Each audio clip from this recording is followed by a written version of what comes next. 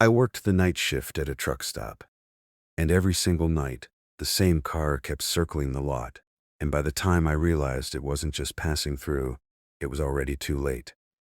My name's Daniel Reeves. I was 26 when this happened, and back in early 2023, I took a night shift warehouse and truck stop job just outside Amarillo, Texas, because I needed steady money and, honestly, didn't mind being alone.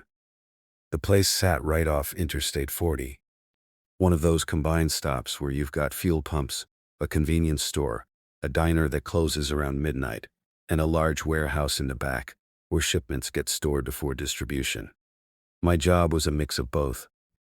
Half the shift I'd be behind the counter, restocking shelves, handling late-night truckers, and the other half, I'd do warehouse checks, logging inventory movements, and making sure no one was messing with the storage bays.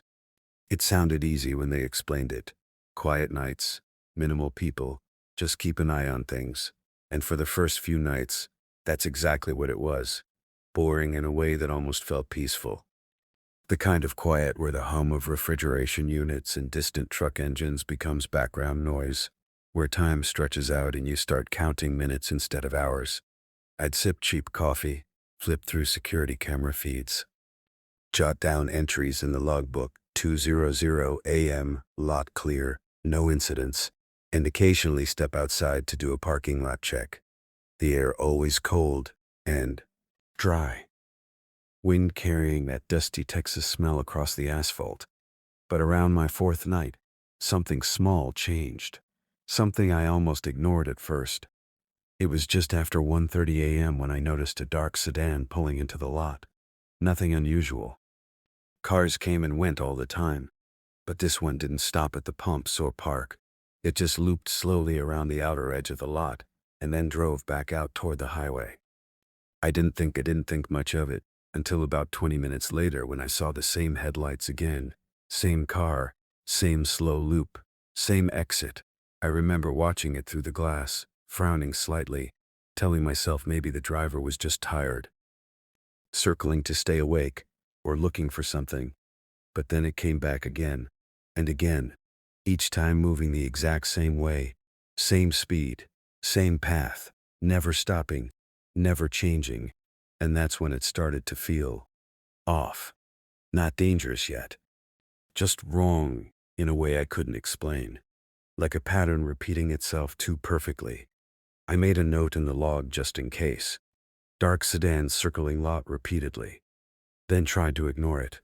But once you notice something like that, it's hard to unsee it. Every time I glanced at the cameras, I was looking for those headlights, waiting for them.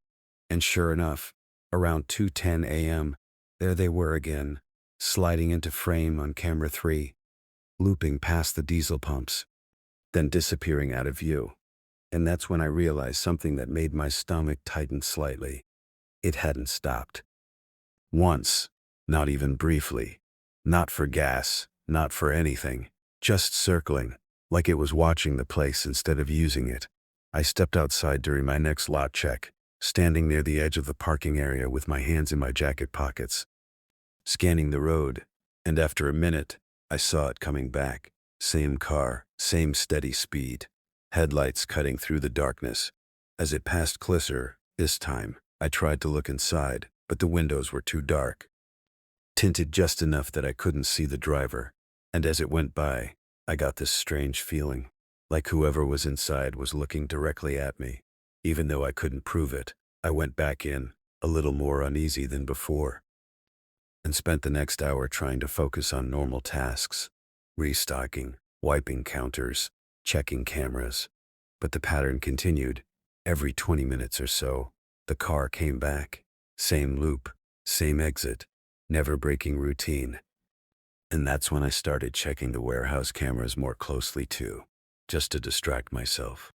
Rows of tall metal shelves stocked with boxes, long empty aisles lit by overhead fluorescent lights that flickered occasionally. Everything still, nothing out of place. But sometime around 3 a.m., while flipping through the feeds, I noticed movement on camera 7, one of the back aisles in the warehouse. It was subtle, just a shadow shifting between shelves. I leaned closer to the monitor, squinting, trying to figure out what I was seeing. Maybe a trick of the light. Maybe a box settling. But then it happened again. A clearer movement this time. Like someone stepping just out of view.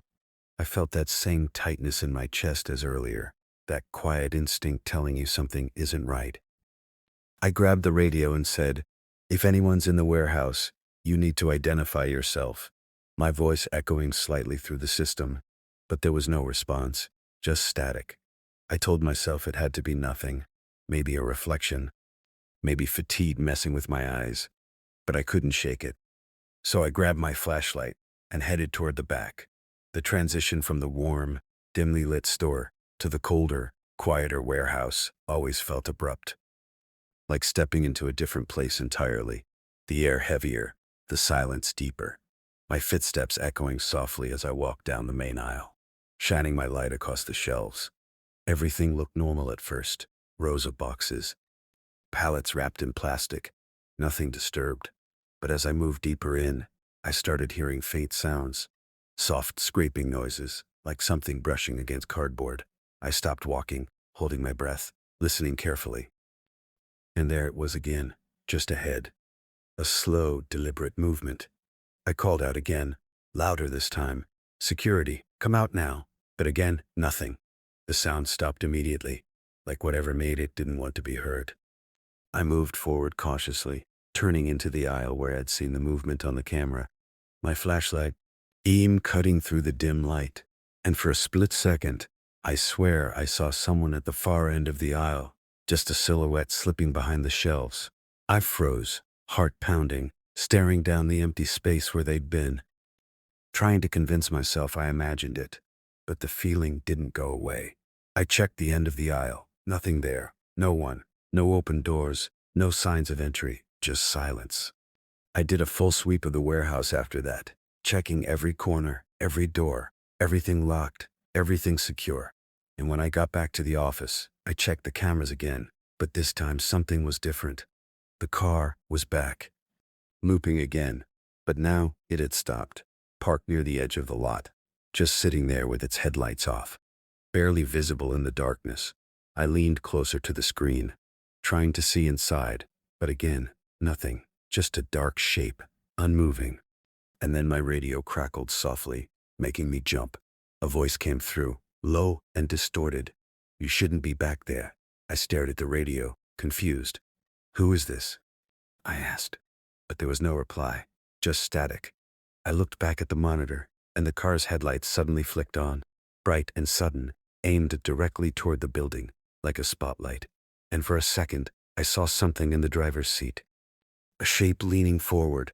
But before I could focus on it, the car started moving again, slowly, beginning its loop once more. And that's when I noticed something on camera 7 again, which is back in the warehouse, movement between the shelves. But this time it wasn't subtle. It was clear. Someone walking. Slow, deliberate steps, moving deeper into the aisles. I felt this wave of dread hit me as I realized something that didn't make sense. I had just checked that area. No one was there. No doors had been opened. No alarms triggered. And yet something was inside, moving. I grabbed the radio again, my voice tighter now. "If you're in the warehouse, you need to leave immediately."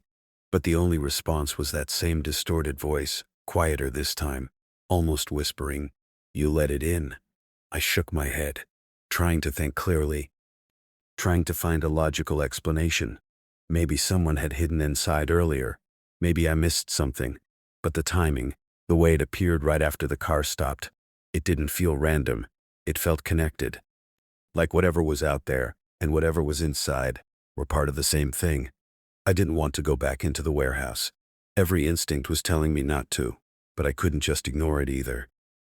So I grabbed my flashlight tighter and headed back. My steps slower this time, more cautious. The silence heavier than before. As I entered the warehouse again, the lights flickered briefly, buzzing overhead, and for a moment everything went dim. Then came back, and I swear the layout looked different for just a second. Like the shelves had shifted, like the space itself wasn't quite the same. I pushed that thought away immediately, telling myself it was just the lighting, just my eyes adjusting.